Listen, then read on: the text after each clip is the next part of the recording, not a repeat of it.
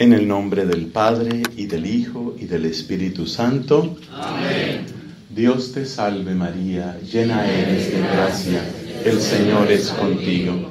Bendita tú eres entre todas las mujeres, bendito es el fruto de tu vientre Jesús. Santa María, Madre de Dios, ruega por nosotros pecadores, ahora y en la hora de nuestra muerte. Amén.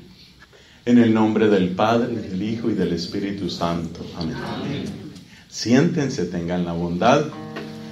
Estoy feliz de poder compartir este retiro, hermoso retiro que tiene el título más bello de los retiros de parejas. Que no se pongan vanidosos los misioneros de Jesús, pero tienen el título más bello para un retiro de parejas: Amor que sana. ¡Qué belleza! Mis hermanos, vamos a hablar sobre intimidad y vamos a hablar sobre sexualidad. De eso vamos a hablar. Y lo primero que hay que decir en esta charla es que son temas que hay que hablar. El verbo hablar es muy importante. Hay que hablar. ¿Por qué lo subrayo? Porque las parejas están teniendo sexo. El sexo está sucediendo, pero el sexo no se está hablando. Usted póngase a pensar cualquier otro aspecto de la vida familiar o de la vida matrimonial, cualquier otro aspecto. Imagínese que se hiciera sin hablar nunca. Le voy a hacer una comparación así bien sencilla, que nos ayuda también a distensionarnos un poco. Piense usted, por ejemplo, en la comida. Imagínense que nunca hablaran sobre la comida, nunca. Entonces, ahí te sirvo esa sopa, pero tú no me dices si te gustó, si no te gustó, si está bajita de sal, si tiene demasiada sal, si está muy grasosa, si está muy caliente o si está perfecta, y tú no me dices nada. Años y años así. ¿No es verdad que sería una cosa muy dura y muy ruda? Precisamente a través de la comunicación es como humanizamos el acto nutritivo, lo humanizamos hablando. Yo me acuerdo en mi casa, por eso me sale esta sonrisa, yo me acuerdo en mi casa que mi mamá era una de esas mamás que todo tiene que estar hirviendo, ese café hirviendo, la sopa que ya casi se raja el plato. Y para ella era muy importante eso, porque ella quería su comida bien caliente y ella pensaba que a todo el mundo le gustaba la comida así. Y resulta que, por ejemplo, a este servidor no le gustan las cosas tan calientes. Yo un café con leche prefiero tomarlo tibio. Y yo sé que hay gente que arruga la frente y dice, pero ¿cómo hace eso? ¿Cómo se le ocurre? Somos distintos los seres humanos, somos distintos. Y por eso, ¿qué hay que hacer? ¿Qué hay que hacer? ¿Qué hay que hacer? ¿Qué hay que hacer? Pero la gente no habla casi. La gente no habla. Y así podría darte muchos otros ejemplos. Digamos el caso de los regalos. El caso de los regalos. Yo tengo muchas bendiciones en mi vida. Entre ellas, tengo muchos amigos y muchas amigas. Y una vez me contaba una amiga sobre los regalos que le hacían a ella. Ustedes saben que últimamente se ha puesto de moda lo que llaman el chocolate oscuro, el chocolate negro, ¿no? El dark chocolate. Ese chocolate negro, oscuro, fuerte. Resulta que hay mucha gente a la que le gusta, hay otras personas a las que no les gusta el chocolate oscuro. A mí me gusta, pero hay mucha gente que no. Y me decía esta amiga, con motivo de su cumpleaños, me decía, ya me han regalado 4 chocolates negros, oscuros, que no me gustan. Entonces fíjense lo que es el problema de no hablar. quiere decir que yo puedo estar dando un regalo y no es un regalo que regala, no es un regalo que agrada, no es un regalo que comunica. Entonces lo primero es, hay que hablar. Luego vamos a explicar por qué le resulta tan difícil a la gente hablar de sexualidad. Le resulta muy difícil. A pesar de que el ambiente en el que estamos es un ambiente que nos ofrece sexo por todas partes, en internet, en la televisión, por la calle, la publicidad. A pesar de eso, no estamos hablando. ¿Sabe cuándo empecé a darme cuenta yo de la gravedad de esta situación? Empecé a darme cuenta precisamente con mi servicio sacerdotal. Hay personas que dicen, ¿pero qué va a hablar un sacerdote de esos temas? No tiene esposa, no tiene hijos. Resulta que muchas personas precisamente encuentran libertad para hablar con el sacerdote. Y con mucha frecuencia, lo que las mujeres no se atreven a decirle al esposo, se lo cuentan a un consejero, a una amiga, a un psicólogo o a un sacerdote. ¿Por qué? Porque resulta que muchas personas tienen su autoestima muy ligada a su respuesta sexual. Entonces, para muchas personas, la gran dificultad para hablar, ¿cuál es? Que mi autoestima está ligada a mi respuesta, a mi desempeño sexual. De manera que cualquier intento de hablar sobre el tema, la persona, y eso no sucede especialmente a los hombres, me he dado cuenta, la persona siente como que le estuvieran diciendo, tú no eres tan hombre. Y eso sí que es un problema, eso sí que es difícil. Así que esa es una razón por la que la gente no quiere hablar de estos temas. ¿Por qué? Porque tiene su autoestima muy ligada a su respuesta y desempeño sexual. Entonces, es posible y es un drama que una mujer lleva años y años y años en una relación de matrimonio, por ejemplo, se siente sexualmente frustrada, insatisfecha, pero no se atreve a hablar. ¿Por qué? Porque ella siente que cualquier cosa que vaya a decir va a significar una pelea o va a significar que ese hombre se siente agredido en su sexualidad y por lo tanto agredido en su autoestima. Pero hay que hablar. Este es un error, lo de no hablar, es un error que se comete desde el principio. Yo me acuerdo una doctora, gran mujer, muy preparada profesionalmente y de esas personas que tú sientes que tiene un equilibrio, como una sabiduría, una bondad. Y esta mujer da muchas charlas de educación sexual para adolescentes y para jóvenes, que por supuesto es la población que en primer lugar necesita de estos temas. Y ella comentaba en una de sus charlas, ella decía a los muchachos, a las chicas, les decía, la vida sexual tiene que empezar con la ropa bien puesta. Y ese es el principal error. Que para muchísimas personas la vida sexual empezó como algo que simplemente se dio. Algo que se dio. Y no se habló. Entonces, como la sexualidad empezó siendo simplemente un accidente, empezó siendo una emboscada, empezó siendo una trampa, empezó siendo el fruto de una borrachera o de una drogada, la persona desde el principio tiene una relación conflictiva con su propia sexualidad.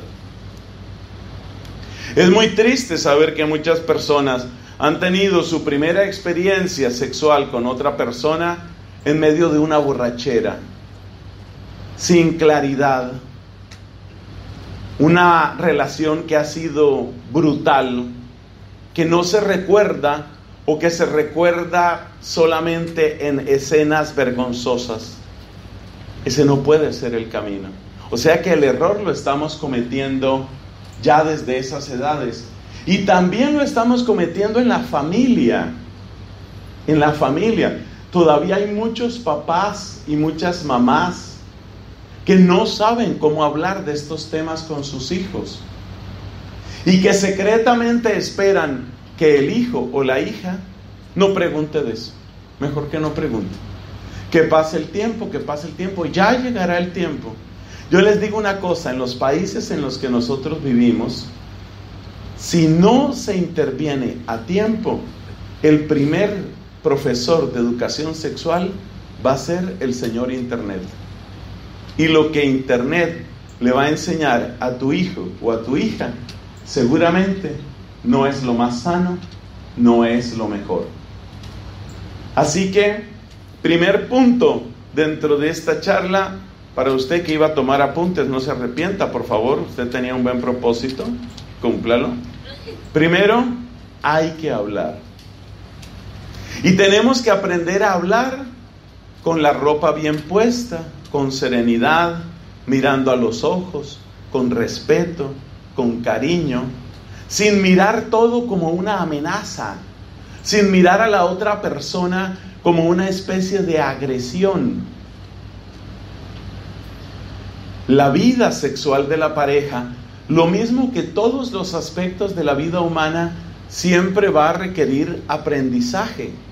Y porque hay aprendizaje, seguramente hay también equivocaciones. Entonces, eso de creer uno que no va a haber equivocaciones, o que toda equivocación es una especie de derrota o de vergüenza, es lo que nos bloquea para hablar. Necesitamos hablar. Y esto, yo espero en el Señor que este sea uno de los frutos del hermoso retiro que ustedes están teniendo. Este tiene que ser un fruto.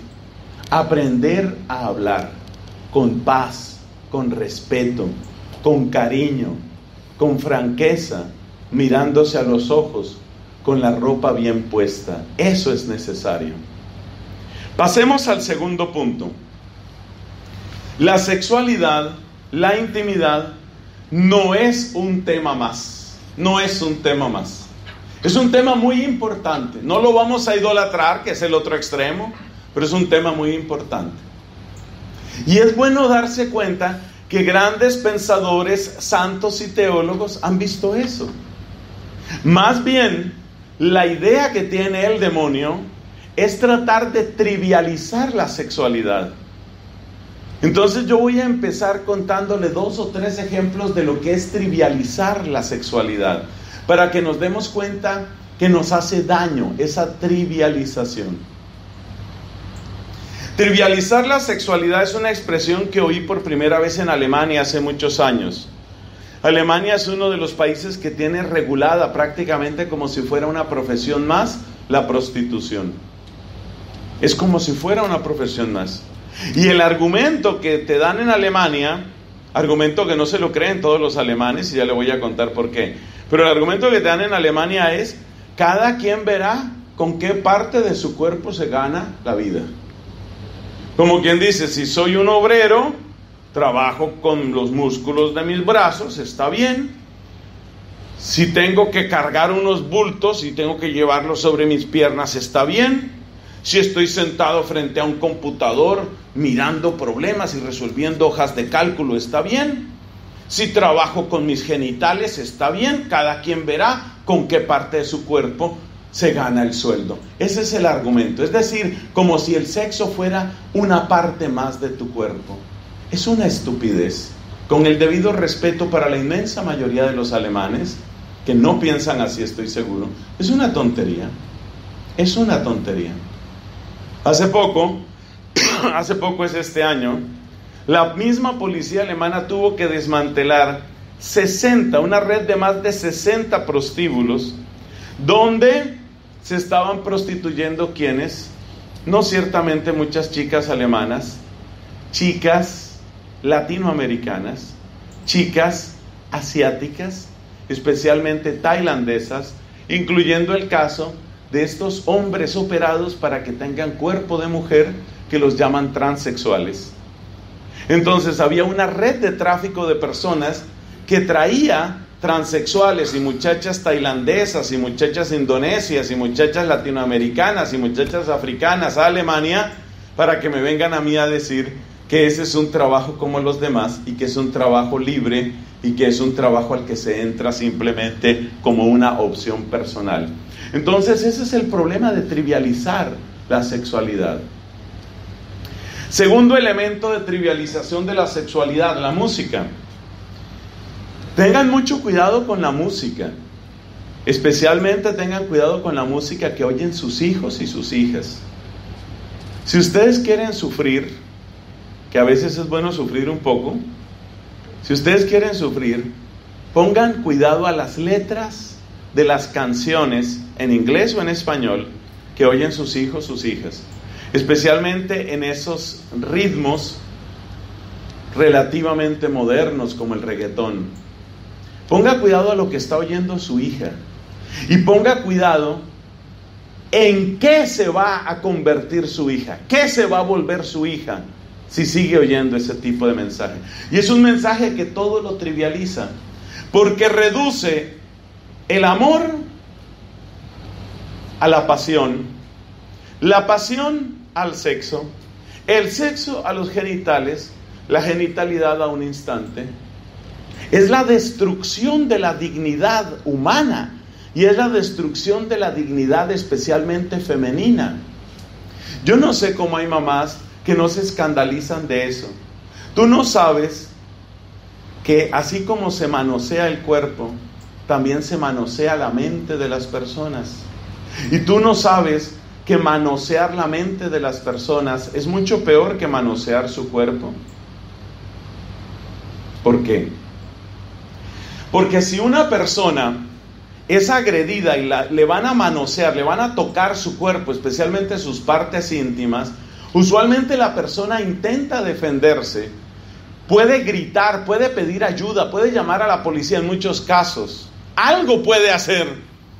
En cambio, la persona a la que le han manoseado su mente, no solo no se opone, sino que facilita el crimen. Entonces, claro, si a tu hija, si a tu hijo le están manoseando la mente, si la están convirtiendo simplemente en un objeto de placer, el día de mañana esa chica está absolutamente lista para que ahora le manoseen el cuerpo sin llamar a la policía, sin quejarse, incluso creyendo que ella es, entre comillas, liberada. Ella se considerará liberada. Cuando es más esclava se considerará liberada. Eso es trivialización del sexo. Lo que sucede en la música es trivialización del sexo. Luego tenemos el tema, otro aspecto preocupante de la trivialización, es obviamente Internet. Pero es que lo de Internet no es solamente el problema de las páginas pornográficas. Me considero una persona que trata de estar informada en muchos temas. Prácticamente todos los días estoy revisando noticias de muchas fuentes. Algunos de ustedes les puede sorprender hasta qué extremos trato de llegar por tener la mejor información posible. Miro, por supuesto, medios católicos, pero miro también periódicos de Inglaterra, de Francia, de España, de Rusia, de Arabia, de Qatar, de China. Yo trato de informarme. Y entonces, en ese gusto y en esa necesidad que como predicador y misionero tengo de informarme, me he encontrado una cantidad de lugares sorpresivos donde asoman temas delicados de moral sexual y se presentan como la cosa más natural del mundo. Hay muchas páginas que supuestamente son de tecnología. Uno supone que las páginas de tecnología nos van a hablar, pues, ¿de qué? De tabletas, nos van a hablar de computadores, procesadores, redes. Pues no, muchas de estas páginas de tanto en tanto sacan noticias, por ejemplo, sobre cuáles son los grandes centros de distribución de pornografía y qué cambios han hecho en su tecnología. De manera que se utiliza la tecnología como pretexto para hablar de pornografía. Entonces todo esto va creando un ambiente de trivialización.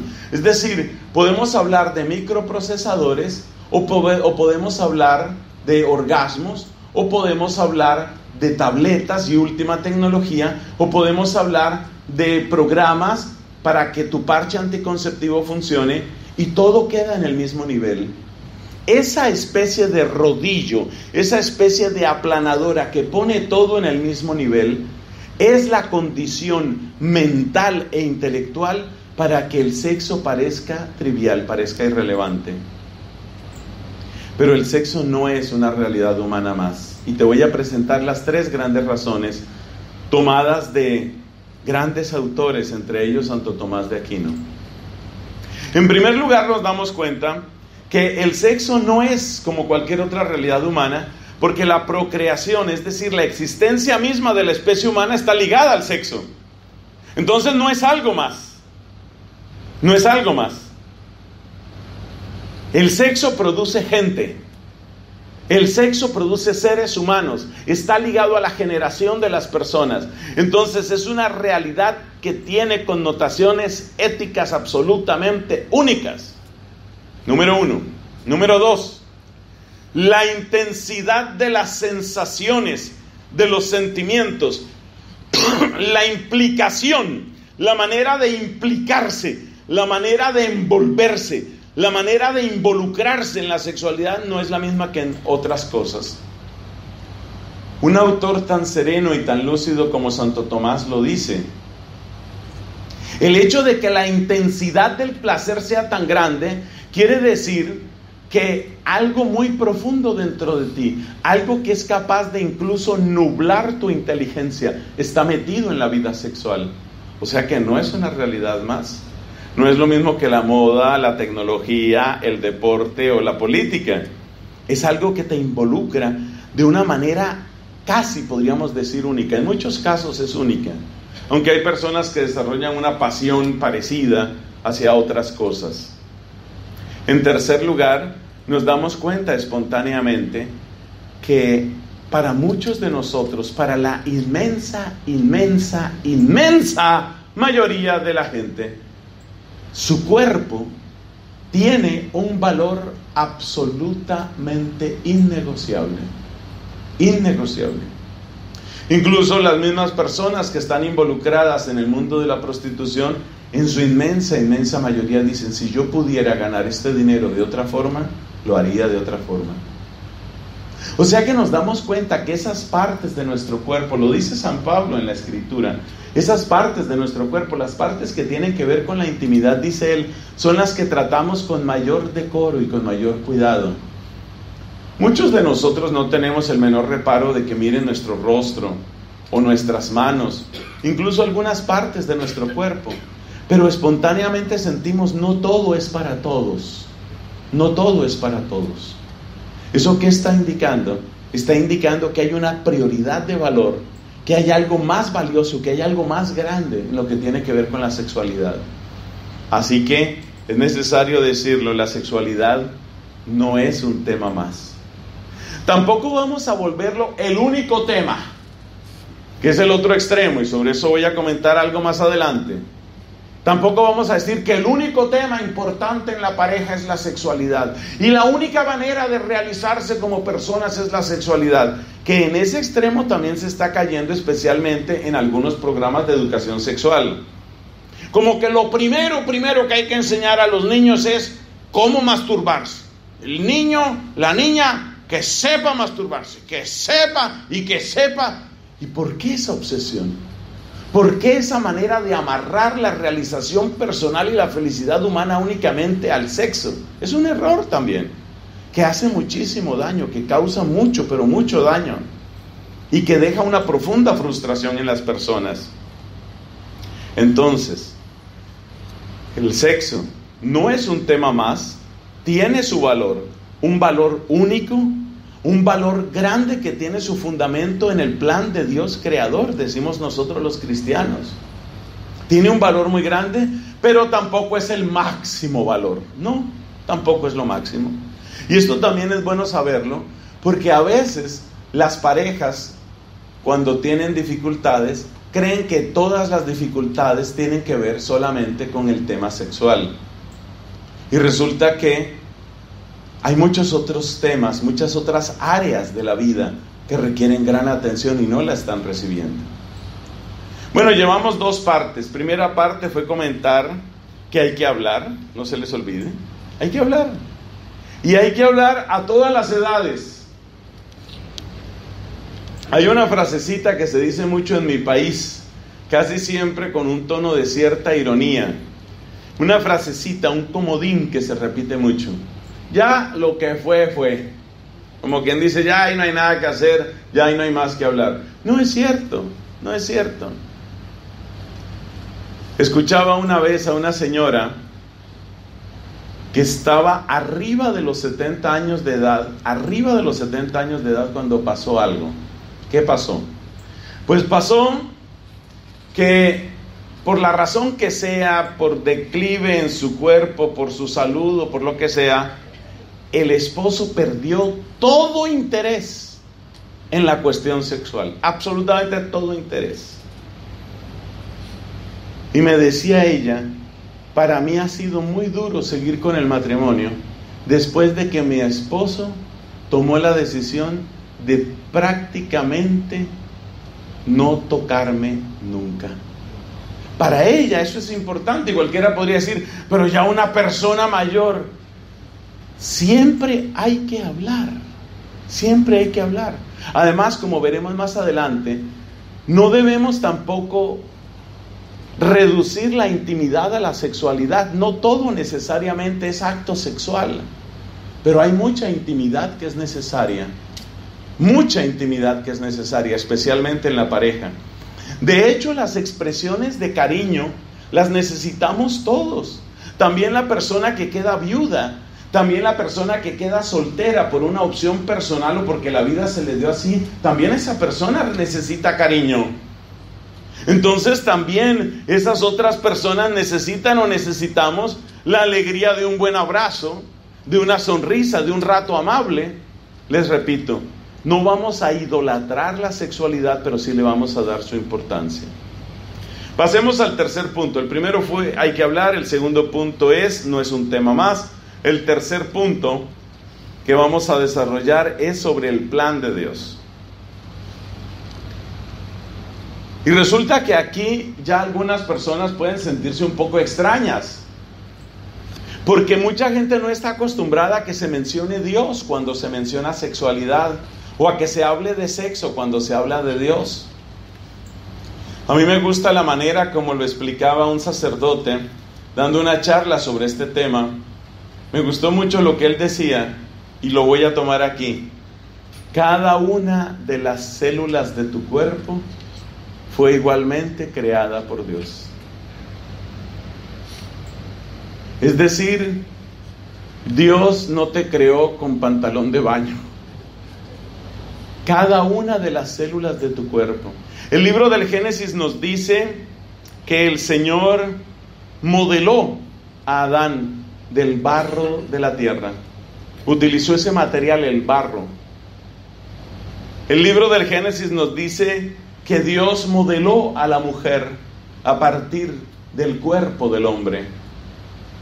Lo importante, lo que yo quiero destacar en este momento de esas expresiones, es cómo la Biblia nos presenta las manos santísimas, las manos del santo, santo es el Señor, las manos del santo modelando el cuerpo. Y es una imagen que a mí personalmente y también a otras personas nos ha servido mucho, porque quiere decir que si tú miras todo tu cuerpo, si tú piensas en cómo es tu cuerpo, si tú recuerdas cómo es tu cuerpo, cada aspecto de tu cuerpo ha sido tocado por Dios. Dios no tiene asco de nada tuyo.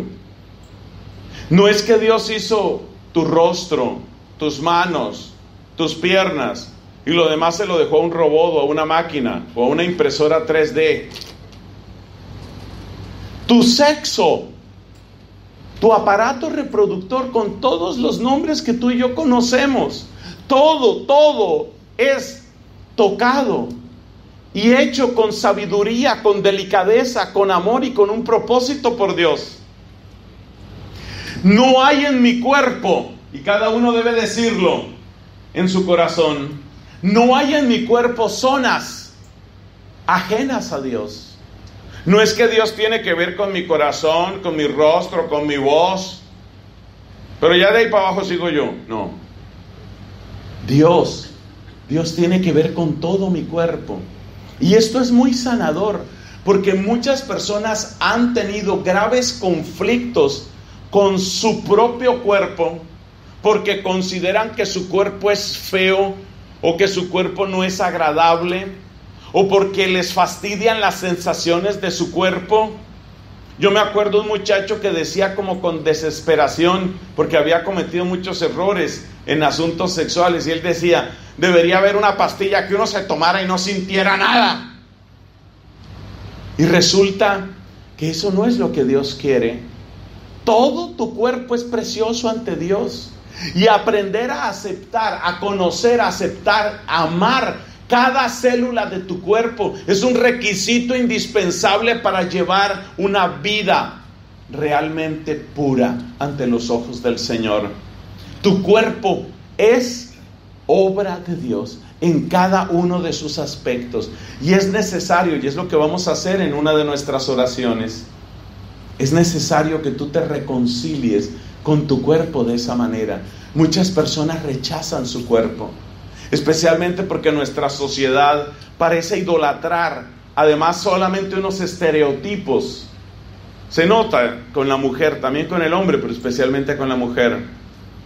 Si no mido más de 1,70 m, si no tengo cintura de avispa, si no tengo busto, talla, qué sé yo.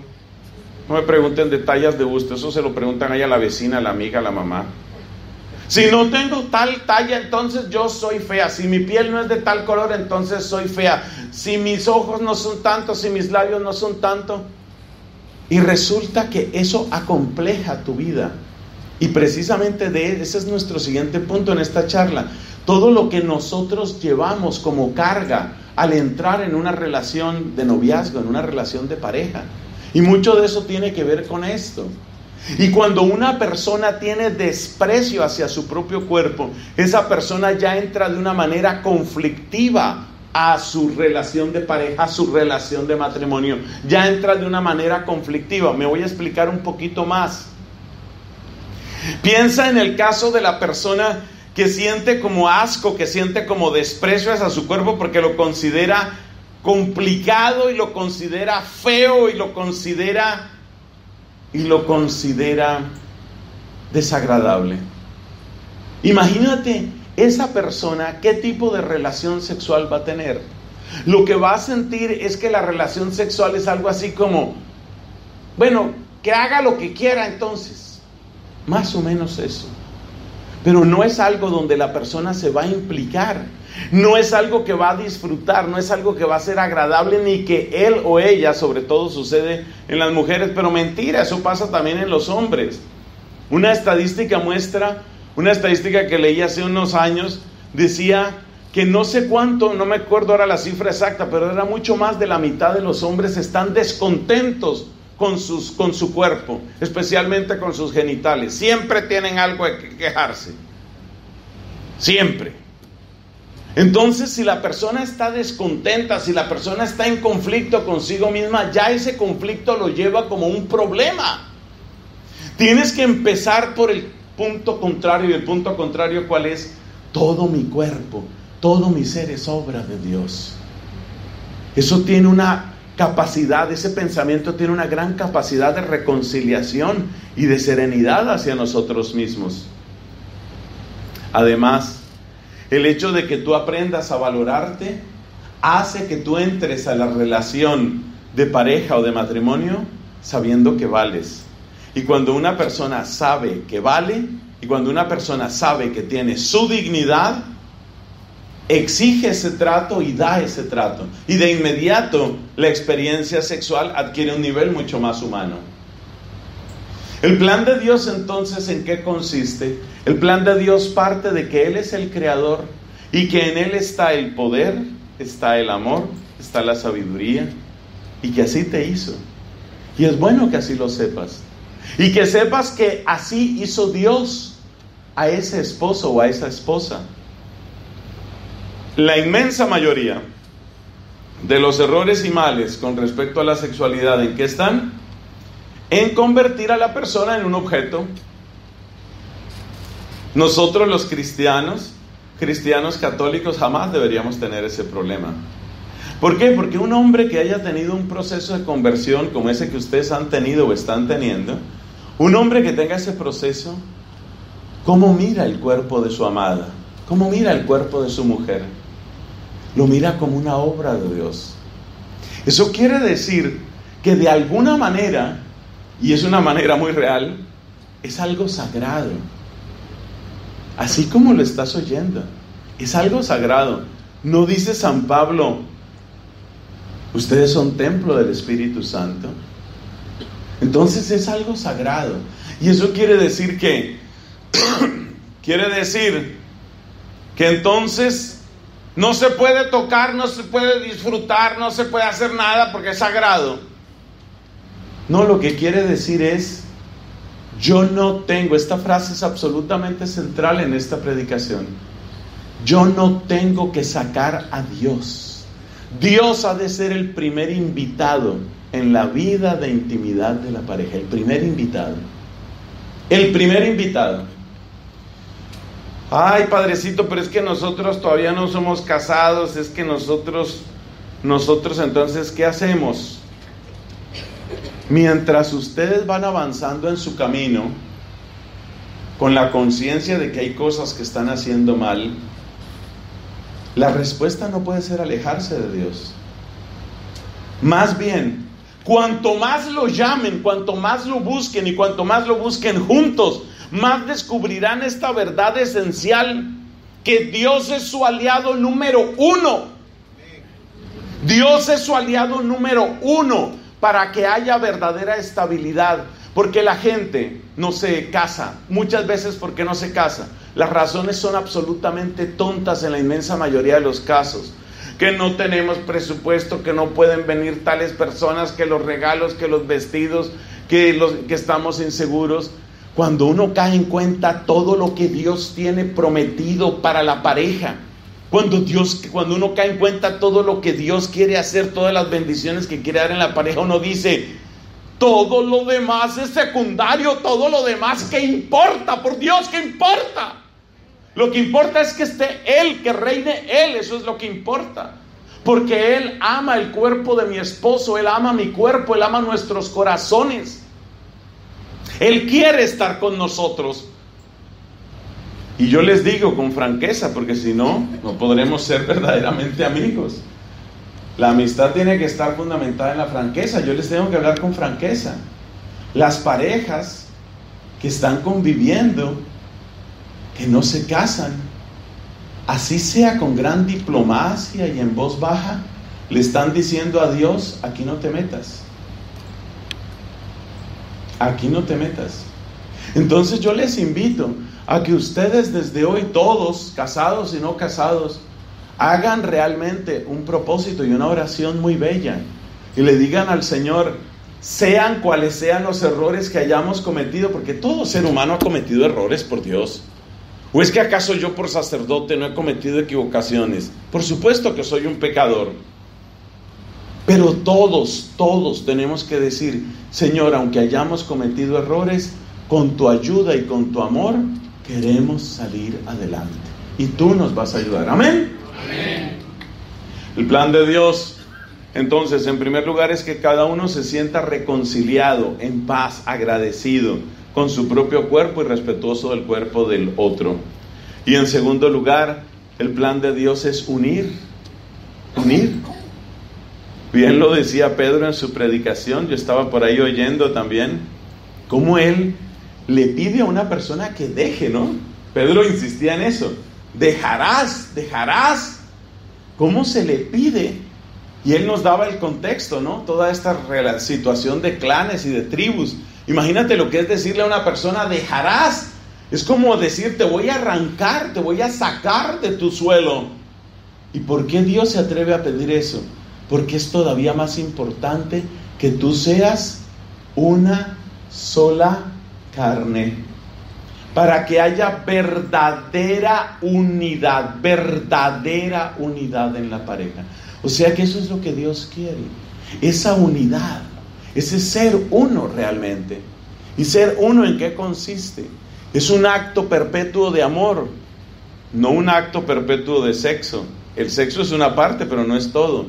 Es un acto de amor que se basa en el deseo, como todo genuino amor, que se basa en el deseo de buscar el bien del otro. Tú quieres mejorar a tu matrimonio, quieres subirle 3, 4 niveles hacia arriba, ya, hoy. Muy sencillo. Empieza a pensar más, ¿cuál es el bien que yo puedo traer a la vida de esta mujer, a la vida de este hombre?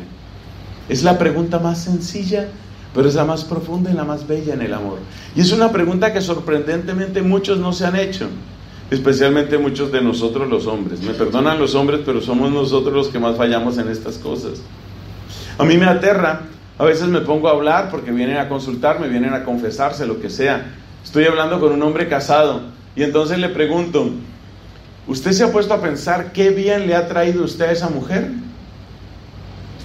Bueno, ella me ha ayudado, ella me ha apoyado. No. Esa es ella. Yo te estoy preguntando, ¿qué bien le has traído tú a ella? Yo, a ella. No ella a mí. Yo,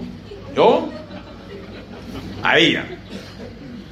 Bueno, a ver, pues claro, no, pienso que sí. ¿Cómo cuál? Bueno, no, pues, o sea, obvio, claro. Y no sabe, no se ha hecho la pregunta. La Biblia sí se ha hecho la pregunta. Siempre cito el texto del Deuteronomio. Y no le voy a dar el texto porque usted lo tiene que buscar, pero está en el Deuteronomio. Agradezca que no le diga que está solamente en la Biblia, le doy el libro del Deuteronomio. ¿Qué dice? Dice, cuando un hombre se case, debe quedar libre de toda responsabilidad durante un año para que aprenda a hacer feliz a su mujer. La Biblia sí se preocupa porque el hombre sea el experto en felicidad femenina. Oiga eso. Y la gente dice estupideces como que la Biblia está en contra de la mujer y tonterías de esas. Óigame esta frase que es real. La Biblia se preocupa para que el hombre sea un experto en felicidad femenina. ¿Y en felicidad femenina qué significa? Muchas cosas. ¿También eso? Sí, eso también. Usted tiene que saber cómo se hace feliz a una mujer. Tiene que saber cómo se hace feliz a una mujer. Pero no una mujer. No una. Su mujer. Su mujer. ¿Cómo hago yo feliz a esta mujer? Y la Biblia pide eso. La Biblia pide eso. A la mujer le dice, tú tienes que saber acompañarlo a él. Lo dice en el Génesis. Y al hombre le dice en Deuteronomio, tú tienes que saber hacerla feliz a ella. Ese es el plan de Dios. El plan unitivo de Dios para la pareja. Qué cosa tan hermosa. O sea, piénselo por un momento y mientras me escucha, disfrútelo. No porque sea yo el que estoy hablando, eso no importa, sino porque es la Biblia. Oiga esto. Mire el plan de Dios tan bello de unidad entre la pareja. Que ella sepa acompañarlo y apoyarlo a él. Y que él sepa conocerla y hacerla feliz a ella. Oiga, eso es muy bonito. Eso es muy bonito. Eso es demasiado hermoso. Esa sí es consejería de pareja. Eso sí. ¿Y cuál es el otro plan de Dios para la pareja? Crezcan y multiplíquense. La fecundidad. De manera ordinaria y natural la pareja tiene que ser fecunda. Y los atentados contra la fecundidad hacen grandes daños. Bueno, llevamos 3 puntos, hay que hablar, no es un tema más, y hemos resumido el plan de Dios. ¿El plan de Dios en qué se resume? En que cada uno sienta paz, gratitud, aceptación con su propio cuerpo, número 1. Que haya unidad entre los dos. ¿Eso qué significa? Significa que ella sepa acompañarlo a él, significa que él sepa hacerla feliz a ella, que la conozca y la sepa hacer feliz. En todo sentido, usted me está entendiendo, ¿no, señor? En todo sentido. Y eso no es simplemente lea unos libros o vea unos videos, eso es escúchela, hable con ella, conózcala, sepa cómo es. Pasemos a otro punto, 4º punto. Vamos a hablar del peso del pasado. Esta partecita me resulta dolorosa. Esta partecita duele, pero hay que decirla. Resulta que la gente no llega a la vida de pareja, no llegan inmaculados, limpios, sanos, perfectos. Cada uno de nosotros carga, ¿no? Cada uno de nosotros carga un pasado. Y en ese pasado muchas veces hay cosas que hay que sanar. Y el pasado no es solamente, ni simplemente, si esa persona tuvo otras relaciones, que lamentablemente para mí no es deseable eso, lamentablemente es el estándar ahora. Es el estándar ahora. Que la gente carga una cantidad de recuerdos de sus ex. Eso normalmente trae consecuencias, pero bueno, digamos que es una realidad con la que hay que contar. Cuando hablo aquí del peso del pasado, hablo específicamente de 3 cosas. Primero, la inmensa mayoría de los hombres padecen o padecemos de inseguridad. ¿Qué está diciendo? ¿Me está diciendo que soy un inseguro? Precisamente la agresividad es una señal de inseguridad. La agresividad en el vestir, en el gritar, en el amenazar, en el humillar. La agresividad es una señal de inseguridad, porque es una manera de tratar de decir: aquí el que manda soy yo. Yo mando. Eso es pura inseguridad. La agresividad, la infidelidad muchas veces es una muestra de inseguridad, la infidelidad. Porque es algo así como tener que demostrarse continuamente que yo sí soy hombre y yo sí funciono. Los hombres somos muy inseguros. Por eso desde ya les propongo una referencia que es preciosa. La Biblia nos muestra a un hombre casado santo. Se llama José. San José. Es una belleza conocer a San José. ¿Sabe cómo describo yo a San José? Un hombre de Dios que no tenía que demostrarle a nadie que él era hombre. Porque toda esa infidelidad y toda esa agresividad y ese, por ejemplo, el uso del licor, en muchos de nuestros países es así. Medir la masculinidad por ver cuánto trago aguanto. Ya llevo media botella de tequila y aquí estoy. Conclusión: sí soy macho.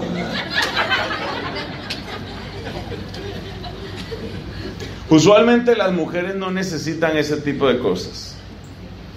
Entonces la inseguridad masculina, esto hay que pedirle sanación. Acuérdese que tenemos unas jornadas de sanación dentro de este retiro y de oración.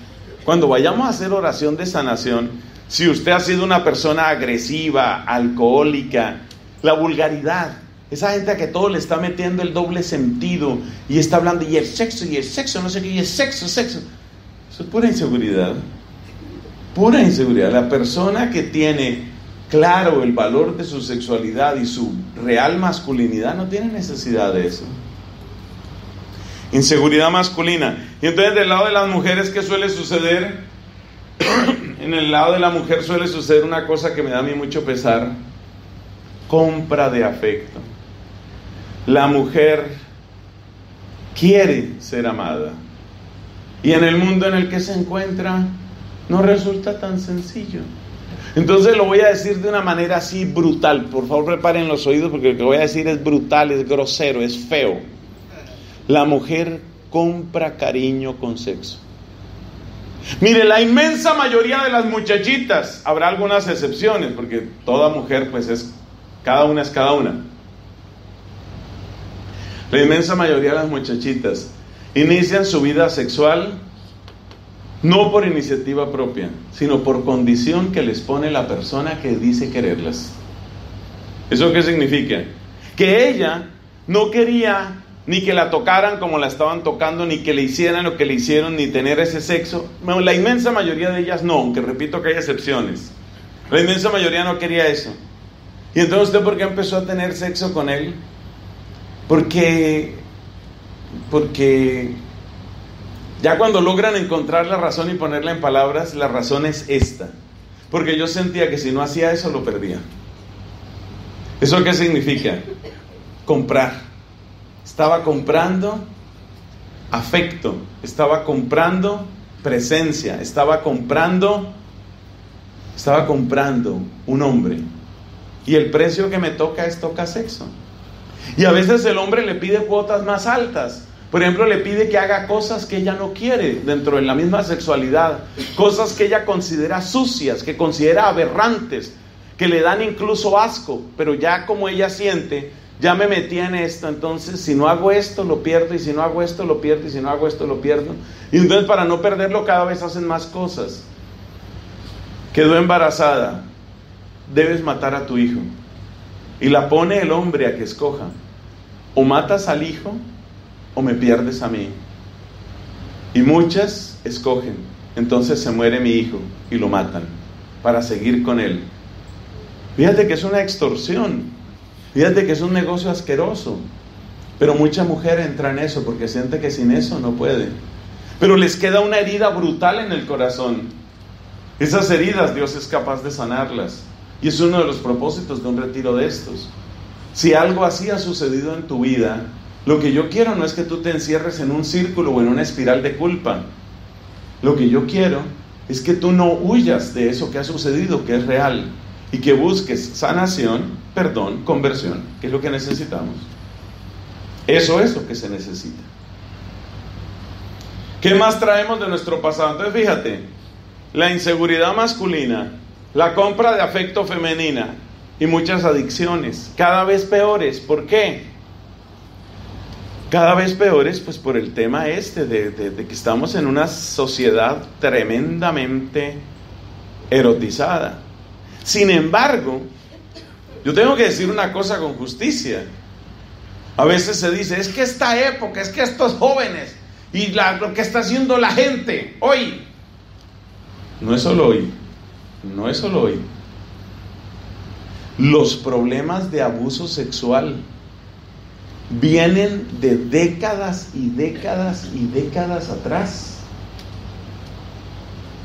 Abuso por parte de hombres y abuso por parte de mujeres. Las dos cosas. Tal vez, bueno, es cierto que el tiempo en el que vivimos no es el mejor tiempo para practicar verdaderamente lo que es el amor y el amor de pareja. ¿Estamos de acuerdo?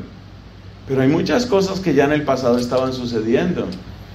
Y cuando se asinceran, cuando hablan con sinceridad las personas mayores, y estoy hablando de personas de 60, de 70, de 80 años, a veces cuentan cosas de infancia que uno, entre comillas, no esperaría, porque se suponía que la sociedad era más cristiana en esa época, o era más católica. Parece que en muchos de nuestros países, más del 50% y en algunos casos más del 70%, especialmente de las mujeres, cuando eran niñas, fueron de alguna manera molestadas sexualmente, presionadas, acosadas, tocadas o incluso violadas.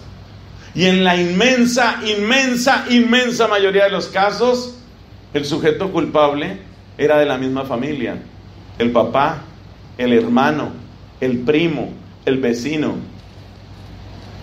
Para vergüenza eterna de la Iglesia Católica, hay también algunos casos en los que aparecen implicados sacerdotes, por lo cual siempre habrá que avergonzarse pedir perdón y tomar las medidas correspondientes. Pero en justicia debemos decir que esos casos son menos del 1%. Sin embargo, como ya muchos han dicho, una persona ya es demasiado. Y sí ha sucedido en la iglesia. Entonces, todas estas historias que nos están diciendo que hay problemas de abuso, que hay problemas de adicción, que hay problemas que se transmiten dentro de la misma familia, en las mismas personas. Les repito, tal vez es que ahora hablamos más de estos temas, pero muchas de estas cosas están sucediendo desde hace mucho tiempo en muchas partes. Muchas partes. Entonces, ¿qué quiero decir con todo esto? Que la gente llega a su relación de pareja, ya llega con una carga. Y a veces esa carga es una carga pesada, muy pesada. A veces la gente llega con una carga muy pesada. ¿Y cuál es el problema? Que la misma persona no es consciente de eso. Y además el tema no se habla. Y además el tema no se sana. Una de las adicciones que más está haciendo daño ahora es la adicción de la pornografía.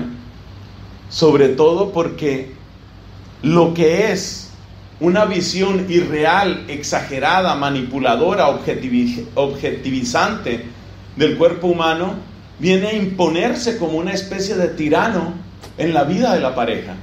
Y esto hace un daño brutal. Dicho con un lenguaje más sencillo, ese hombre con esos ojos llenos de pornografía quiere repetir con la esposa todos los malabarismos de las actrices que ha visto. Y entonces ahora te toca esto, y ahora te toca esto otro, y ahora la pierna aquí, el brazo allá. Y ya dice, pero no alcanzo. Ay, Dios mío. Eso es muy cruel. Y es muy cruel porque entonces, claro, como esta mujer, como usted se casó con una esposa, no con una actriz porno, esa mujer lo que va a sentir es frustración. Además, se ha demostrado que en el mediano plazo y en el largo plazo, por supuesto, la pornografía termina arruinando el apetito sexual.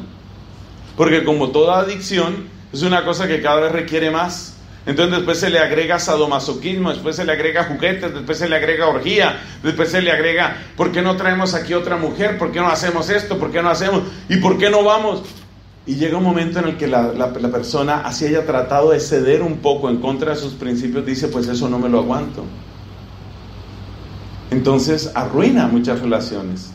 Hay que tener en cuenta esos pesos que van llegando. Esto nos lleva a hablar del tema de los errores que se cometen en la pareja. Yo tengo señalados aquí 5 errores. 5 errores. Como el tiempo va pasando demasiado rápido, vamos a tratar de ser más resumidos, porque todos sabemos de qué estamos hablando. Primer error, la dominación. De nuevo, es consecuencia de la falta de diálogo. Típicamente la dominación es la dominación del hombre sobre la mujer. Desde el principio. Tendremos sexo cuando yo quiera, cuando yo necesite, pero es que yo no quiero, no importa, tendremos sexo. Y si no me responde usted, entonces viene la amenaza, viene la humillación. Si usted no me va a responder, entonces yo veré qué hago.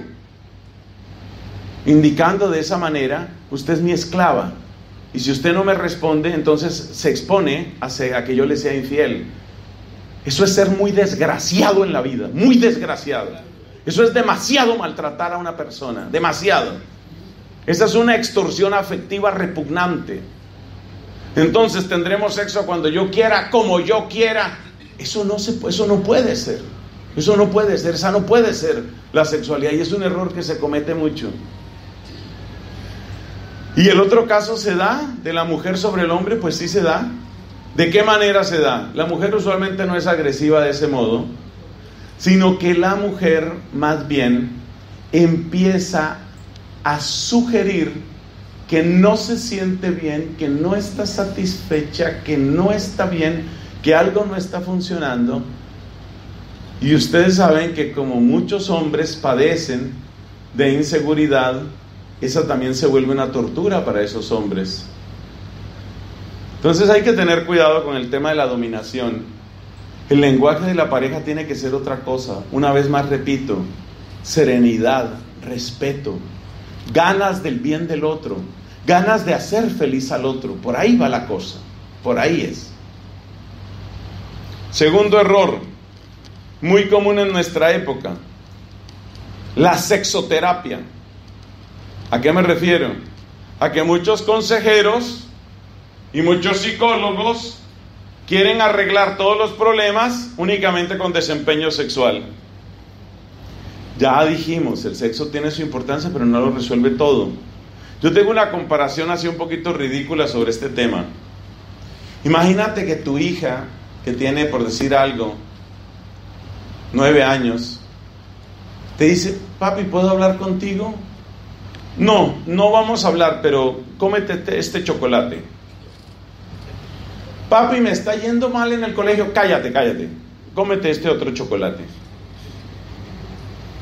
Es que una compañera no me hable, como otro chocolate. Eso no es manera de tratar a un hijo. El chocolate es algo agradable para muchas personas. Parece que les gusta más a las mujeres que a nosotros. El chocolate es algo muy agradable, pero no todo se resuelve con coma chocolate. No todo se resuelve, me perdonan, la frase va a sonar así dura, fea. Yo advierto siempre. Pero no todo se resuelve con más orgasmos, no. Y lo que necesitan muchas mujeres no es: necesito descubrir si soy multiorgásmica o no. El problema de mi vida es ese: ¿soy multiorgásmica? Ese no es el gran problema para muchas mujeres. Posiblemente sí lo es o no lo es, o puede tener más orgasmos o menos orgasmos. Ese no es el gran problema para la mujer. El gran problema para la mujer muchas veces es: necesito más comprensión, necesito más tiempo, necesito más escucha, necesito más romance, necesito más ternura. Entonces la sexoterapia de inmediato está desenfocando las cosas. Insisto, el sexo sí es importante, pero no es lo único importante ni lo más importante. Otro error, que el sexo se vuelva costumbre, rutina, simplemente como el que paga impuestos. Llegó marzo, llegó abril a pagar impuestos. Ay, de paso me toca tener sexo con mi señora. No. Tiene que haber comunicación, tiene que haber vuelve y juega, lo que ya hemos dicho, ternura, etc. Cuarto error, ya lo dijimos, el tema de la pornografía. Pero quiero añadir una advertencia. Se está metiendo la mentira, incluso en algunos matrimonios católicos, se está metiendo la mentira de que si se ve pornografía con la esposa, ahí sí se vale. Como quien dice: vamos a añadirle un poquito de picante a nuestra relación, un poquito de picante. ¿Por qué es un error? Porque el Evangelio, gracias a Dios, es muy claro en muchos temas. Así como es claro en el adulterio, el Evangelio es muy claro en una cosa que dice. El Evangelio dice: el que mira a una mujer deseándola, ¿qué dice que sigue? Ya cometió adulterio con ella. Gracias a Dios hay uno que ha leído la Biblia. Los demás, les cuento, existe una cosa que se llama Biblia. Es muy buena, hay que leerla. Entonces, ¿qué pasa? Que si tú estás con tu esposa, casi siempre es el hombre el que le propone a la mujer ese tipo de cosas. Tú estás con tu esposa y dices: mira, vamos a ver esta película que alquilé, que compré, que bajé, que me encontré. Vamos a ver esta película. El deseo de ese hombre se pone en esa mujer, la de la película. Y cuando luego tenga intimidad con la esposa, no va a estar pensando en la esposa, sino va a estar pensando en la actriz esa que gana miles de dólares vendiendo su cuerpo. Se llama adulterio. Además, muchísimas de esas prácticas resultan repugnantes para muchas personas, o son francamente depravadas o contrarias a nuestra fe, especialmente las que implican orgías en cualquier grado que sea. Entonces, por favor, las cosas hay que hablarlas con claridad. Pornografía en el matrimonio, jamás. Como estímulo, jamás. Porque implica adulterio, porque ensucia tu mente y porque prepara la separación. Efectivamente, no es ningún deporte para una mujer tratar de parecerse a lo que hace otra mujer. A ninguna mujer le gusta que la comparen con otra. Por eso, si ustedes quieren destruir rápidamente sus matrimonios y que se vuelvan un infierno, empiecen a hablar de lo que otras hacen, de lo que a otras les gusta y de lo que otras hacían con ustedes, y verá cómo se le acaba el matrimonio rapidito. Por supuesto, no lo haga, lo digo con ironía. A ninguna mujer le gusta que la comparen con ninguna otra mujer. A ningún hombre le gusta que lo comparen con ningún otro hombre. Entonces, ¿qué pasa? Que usted dice, vamos a ver esa película, y ahora quiero que hagas esto, y ahora quiero que hagas no sé qué más. Vamos a suponer que ella cede. Después de un rato dice, bueno, pero el de la película aguantaba más que usted. Eso no funciona. Eso no funciona, eso es sucio, eso es inadecuado, por ahí no es. Por favor, cuidado con la anticoncepción. La anticoncepción no es solo un problema biológico. La anticoncepción es un problema ético. La gran mayoría de los métodos anticonceptivos son abortivos, porque no impiden la concepción, sino la anidación. Si alguna de las mujeres aquí presente tiene dentro de su cuerpo un dispositivo intrauterino, sepa que usted no puede tener conciencia de cuántos seres humanos ha eliminado. Porque los aparatos que meten dentro del cuerpo de la mujer tienen el propósito esencial de ¿impedir qué? La anidación, no la concepción. Entonces usted tiene sexo con su esposo, hubo concepción, ese es un hijo de ustedes. ¿Cuánto mide ese hijo?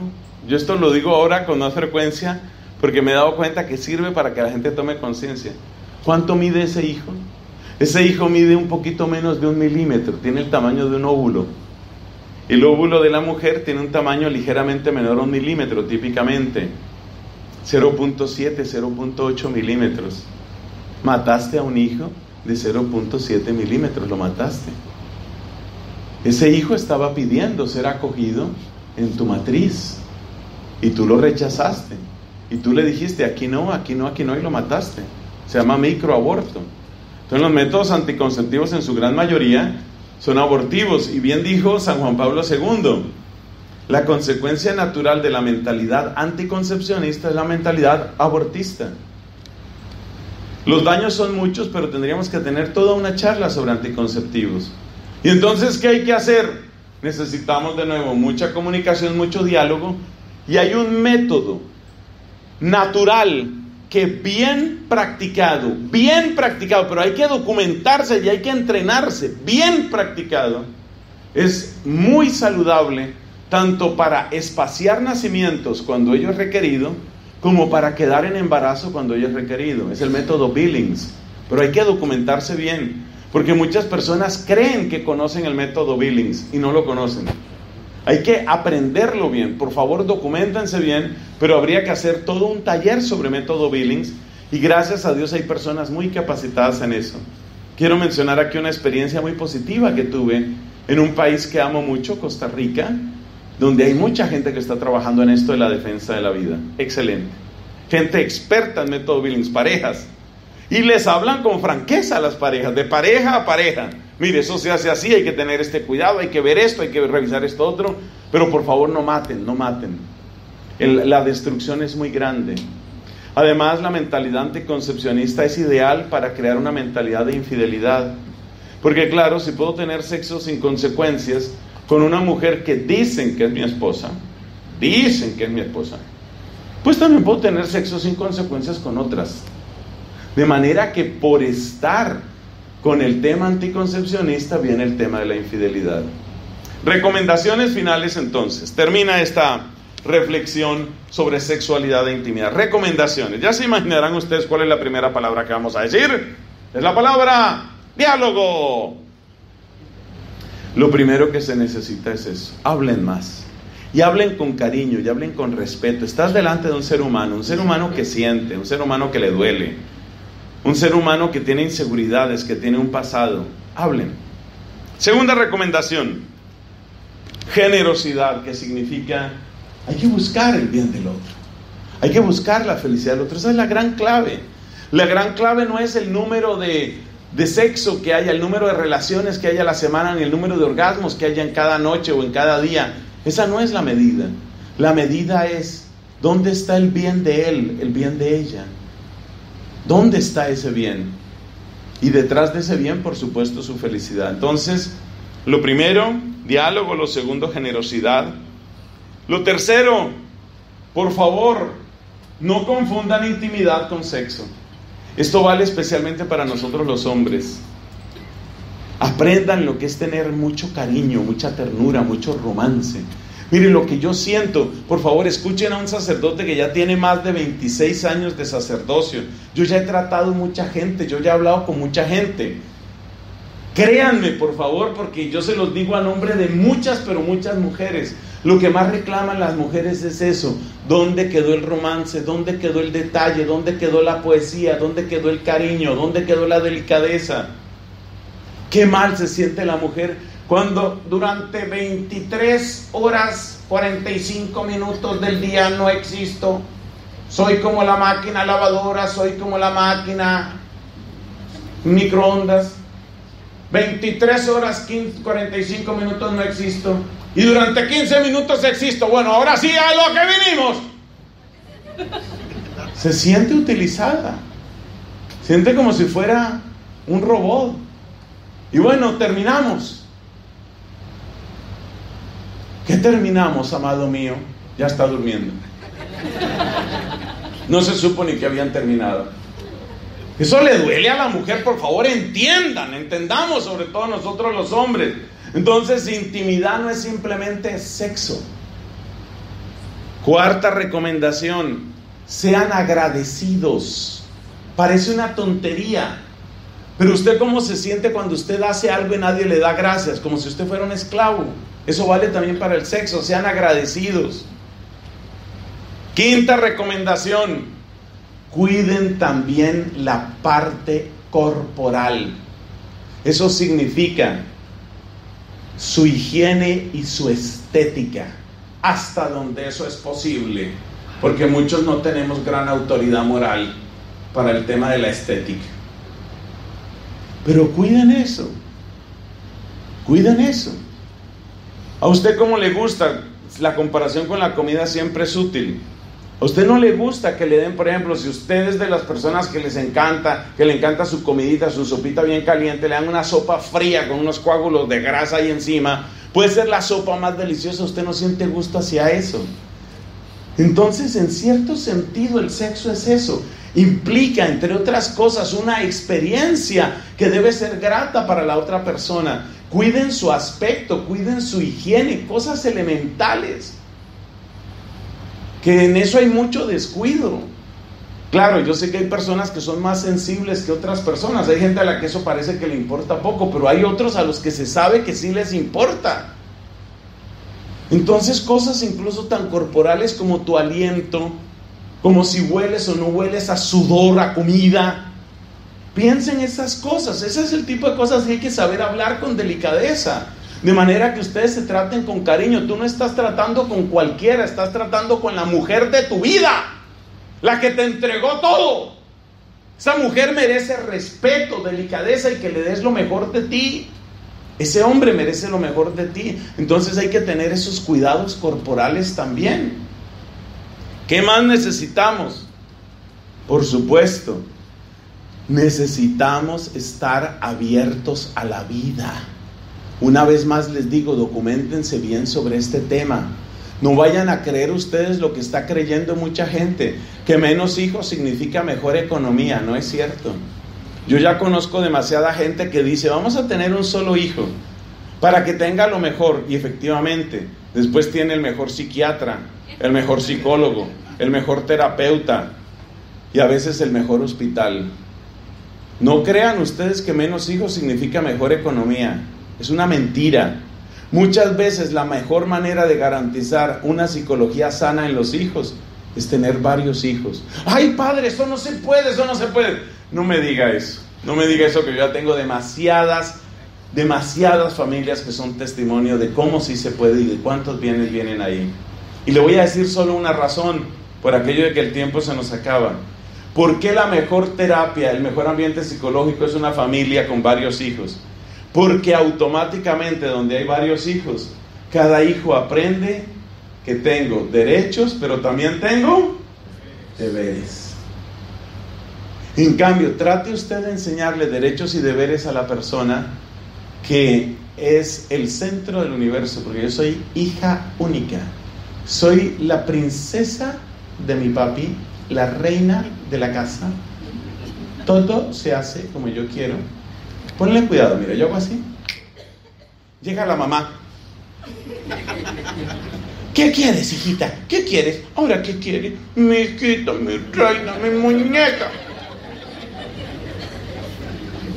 Nada, mamá. Puedes volver a tu guarida. Dígame cómo se educa una hija así. Ahora bien, cada caso es cada caso. Hay veces que no se pudo tener más hijos, porque hubo esterilidad, porque hubo viudez, porque hubo lo que sea. En esos casos hay que ver, así como cuando falta el papá o la mamá y hay que buscar figura paterna o figura materna, así también en los casos en los que materialmente no se pudieron tener más hijos, hay que ver cómo se encuentran otros que cumplan esa figura de hermanos. Pero pónganle cuidado al tema de la anticoncepción, eso hace mucho daño. Y el último consejo es el más importante de todos y por eso lo dejo de último. Oren juntos. Esto que ustedes están haciendo, vengan a un buen retiro espiritual. Esto que ustedes están haciendo, orar, cantar para el Señor, unir sus corazones en Él. A mí me sorprende de vez en cuando yo hago esa pregunta. Señor, ¿usted ha orado por su esposa? Eso ya es la que reza. Y ya necesita lo mismo que usted. Entonces, oración. Bueno, son las recomendaciones. Demos gracias a Dios que nos llama a servirle. Y les digo una cosa. Él se inventó. Todas las maravillas del amor de pareja son el invento de Él. A Él el honor, el poder y la honra. Gloria al Padre, al Hijo y al Espíritu Santo.